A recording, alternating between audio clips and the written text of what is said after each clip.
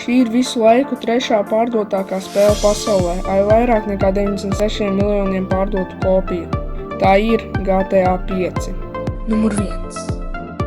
GTA 5 pirmo reizi spēļu tirgū parādījās 2013. gada 17. septembrī. Kas interesanti, ka dažus mēnešus pirms šī datuma kādi fani, balstoties tikai uz pieejamajām reklāmām un traileriem, prognozēja, kā izskatīsies GTA 5 karte, un viņi to attēloja šādi, kas ir diezgan līdzīgi spēles īstajai kartei, kas iznāca vēlāk. Numur 2. Pēdējā misijā The Third Way, kurā tu spēlē kā Franklins, tev ir jāizvēlas, ko nogalināt – Trevoru, Maiklu vai C variantu ar nosaukumu Deathwish.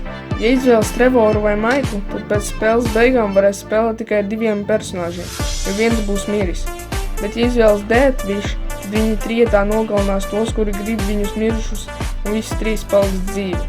Taču daži spēlētāji, apskatot spēles kodu, atklāja, ka sākotnēji bija domāts nogalināt Franklinu un viņa vietā ielikt Lamāru Deivisu, kurš būtu kā 3. personāžs, ar kuru varētu spēlēt.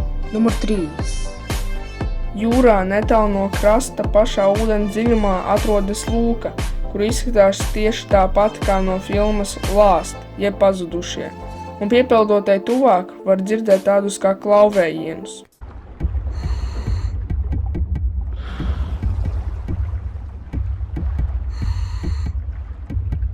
Daži cilvēki GTA fórumā saprata, ka tas ir slepenais ziņojums, un atšifrēja, ka tas saka "Hey, you never called how the..."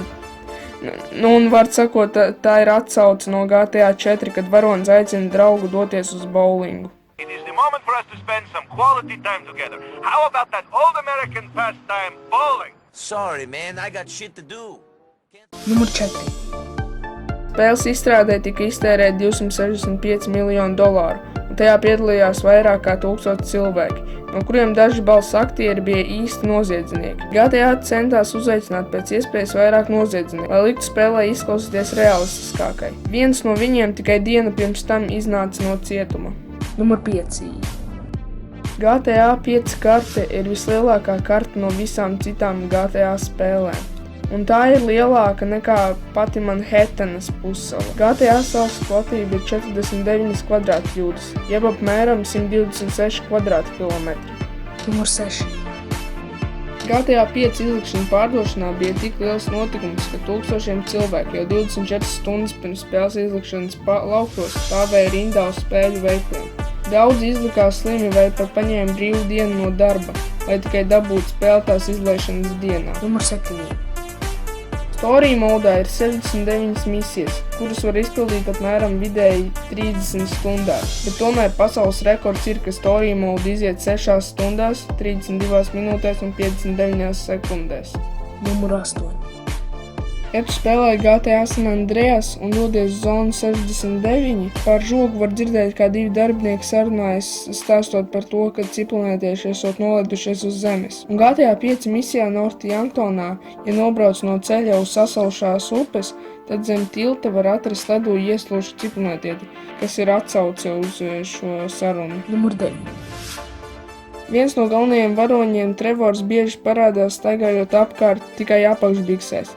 Un, lai iejustos lomā, viņa balss aktieris Stevens Oks ierakstīja balsi stāvot pie mikrofona tikai apakšbiksēs. Numur 10. Ja tu spēlē GTA un kādu laiku nekusties, piemēram aiziet paēst uz virtuvi, tad personāžs, ar kuru tu spēlē, sāks garlaikoties, un kamera pāries pirmajā personā, un sāks pat zuminot, ja pietuvināties, tīpaši uz skaistām sievietēm.